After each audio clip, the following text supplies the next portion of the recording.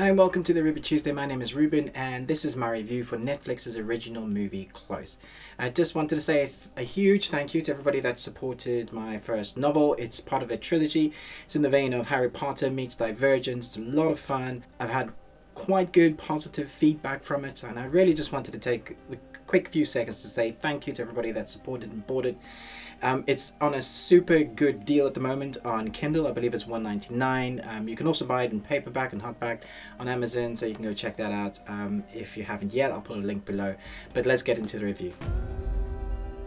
I actually found this review quite hard to put my thoughts together because I felt like the film didn't know what it wanted to be. But hopefully by the end of this review you will know whether you want to give your time to it, and if you don't know, this is how I structure my reviews. I give a short synopsis, then I tend to talk about what I liked, and then I talk about what I didn't like, and then I give a did you know bit at the end before giving my rating. Close is an action thriller written and directed by Vicky Jewson, a director I've never heard before. I checked her out on IMDb and I'm still none the wiser. She did a film called Born of War, which I've not seen, but it's not had the best reception. At least that's what it looks like on IMDb. Close is inspired by the life of one of the world's leading female bodyguards, Jackie Davis. The film stars Noomi Rapace as Sam, a counter-terrorism expert who is used to all sorts of war zones. Sam takes on this job of protecting Zoe, who's played by Sophie Nelesi, I believe. It's basically a babysitting job for her, and here's where the arc kicks into high gear. Some bad guys are after Zoe. They try to kidnap her. What ensues is a high-octane, at times, cat and mouse film. It's a chase film in the vein of films like the Bourne series.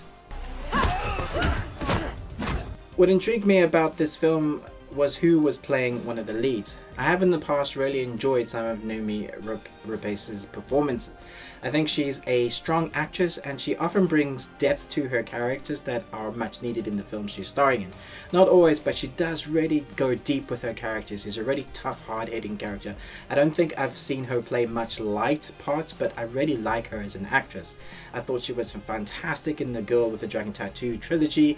She was great in Prometheus, and so I was really looking forward to see what she would do with this character, well, with her character in Close. And for me, she was the strongest actor in the movie by quite a long shot. In fact, if it wasn't for her, this film might not quite have worked. I don't think I would have enjoyed it as much as I did. There are some very tense moments with Noomi, and I think they are all believable.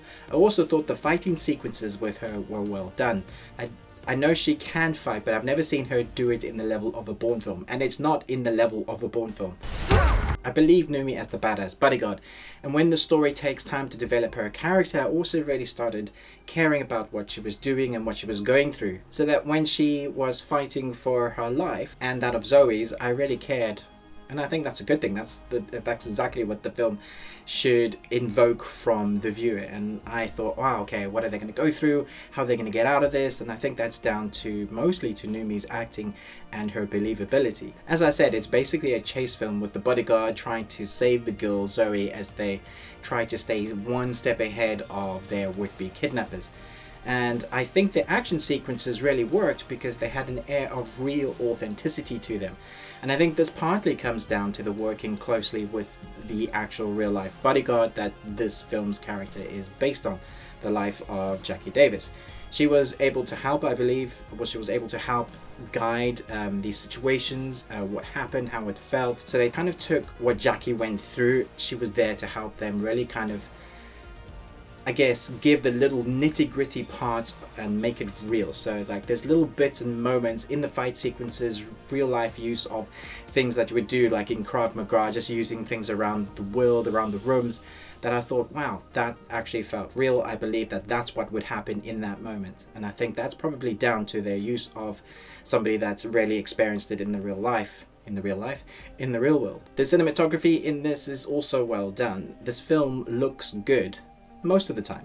The backdrop of Africa, Morocco, really kind of lends itself to the genre of this film, and some of the editing in this is excellent as well. So from scene to scene there were these moments that was cut from moment to moment that I was really impressed by. I was nodding in my head. It was like, damn, that was hot, that was hot.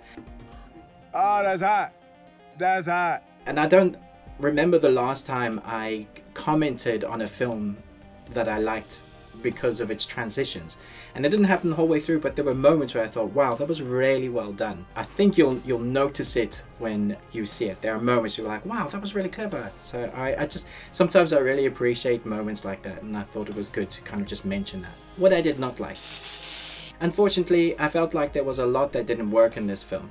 The pacing for one was off. It often gets going with a great tense action sequence, then you are jarred to some news report or office meeting that is, quite frankly, filmed like it was a TV movie.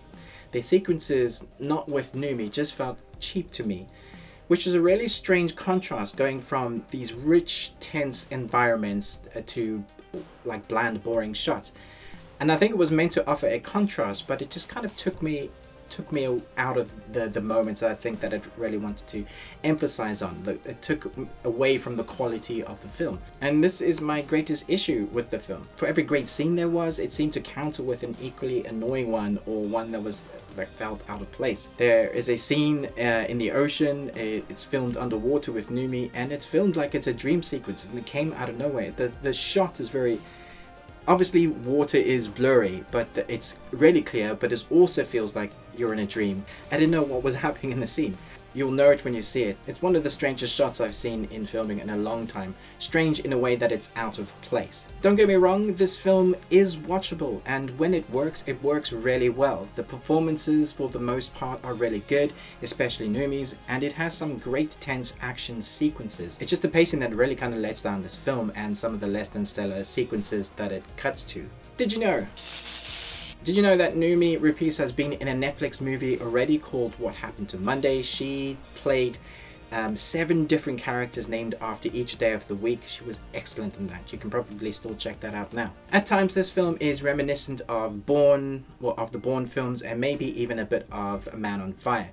But at other times it feels like a Hallmark TV movie. And as such, I'm going to give Close a C. Thanks for watching my review of Close. I have several reviews headed your way. The Punisher Season 2 and Carmen Sandiego are already out now, so check those out on my channel if you'd like. And if you liked this review and found it informative and helpful, please consider subscribing and hitting that grey bell. It's somewhere. Thank you so much for your continued support. I really appreciate you guys commenting and liking and watching and coming back consistently. I really enjoy chatting to you guys in the comments. It's great for me. It's why I continually do this. And remember, live long and Tuesday.